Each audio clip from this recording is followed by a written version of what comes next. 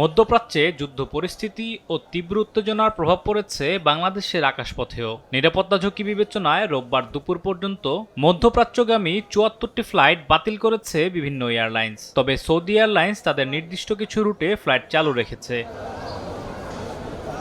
একের পর এক ফ্লাইট স্থগিত করায় চরম ভোগান্তিতে পড়েন বিভিন্ন গন্তব্যের যাত্রীরা। বিমানবন্দরে চরম অনিশ্চয়তায় কাটছে তাদের সময়। আমার সন্ধ্যা ৭টায় ফ্লাইট ছিল, আসার পরে বলছে যে আমার ফ্লাইট ক্যান্সেল বলছি, আগামী ২৪ ঘন্টার ভিতরে কোনো ফ্লাইট হবে না, ২৪ ঘন্টা পরে আপনাদেরকে জানিয়ে দেওয়া হবে। তো এখানে আসার পরে আমি জানলাম যে কাতার এয়ারলাইন্স ক্যান্সেল, আমি যাব সৌদি আরবে। 10টায় যাওয়ার কথা, এখন পর্যন্ত কোনো কিছু খোঁজ খবর পাচ্ছি না। আজ থেকে দোহা, দুবাই ও আবুধাবি ব্যতীত মধ্যপ্রাচ্যের সকল রুটে ফ্লাইট চালানোর সিদ্ধান্ত নিয়েছে বিমান বাংলাদেশ এয়ারলাইন্স।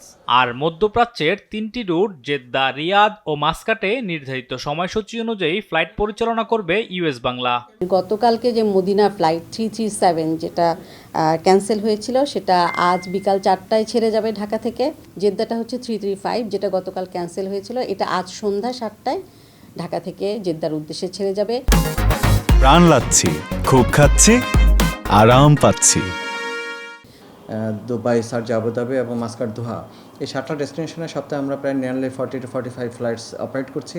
গতকালকে আমি বলবো যে প্রত্যেকটা ডেস্টিনেশন ন্যাশনাল সাসপেন্ড করতে হয়েছে, কিন্তু আজকে থেকে আমরা জেদ্দা, রিয়াদ এবং মাস্কাট রুটে আমরা ফ্লাইট অপারেশন শুরু করতে যাচ্ছি, শিডিউল ফ্লাইট। বিকজ অফ ওই জোনগুলোতে আসলে আমি বলবো যে রেস্ট্রিকশনটা কিছু শিথিলতা থাকার কারণে আমরা আসলে সেই রুটগুলো শুরু করব। এদিকে সরকারের পক্ষ থেকে যাত্রীদের সব ধরনের সহযোগিতার আশ্বাস দিয়েছেন প্রবাসী কল্যাণ মন্ত্রী ও বেসামরিক বিমান পরিবহন প্রতিমন্ত্রী। মাননীয় প্রধানমন্ত্রী এটা নিজেই মনিটর করছেন, আমাদেরকে নির্দেশ দিচ্ছেন এবং নিজে প্রতি ক্ষণে ক্ষণে আমাদেরকে খবর নিচ্ছেন প্যাসেঞ্জারদের কোনো অসুবিধা হচ্ছে কিনা এবং প্যাসেঞ্জারদের যারা যেতে পারছে না তাদের টেক কেয়ার করা হচ্ছে কিনা, তাদের ঠিক মতো রাখা হচ্ছে কিনা, এমনকি রোজার মধ্যে তাদের যে ইফতারের ব্যবস্থা সেটা করা হচ্ছে কিনা, সেগুলি আমরা খুব ভালোভাবে ম্যানেজ করতে সক্ষম হয়েছি ইনশাআল্লাহ।